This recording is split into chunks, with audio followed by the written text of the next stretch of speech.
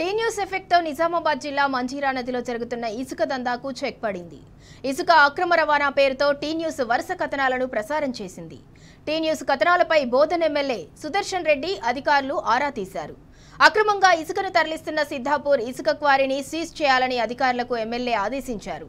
నిబంధనల మేరకే ఇసుక తవ్వకాలు జరపాలని, ఓవర్లోడ్తో ఇసుకను తరలిస్తే కఠిన చర్యలు తీసుకోవాలని స్పష్టం చేశారు.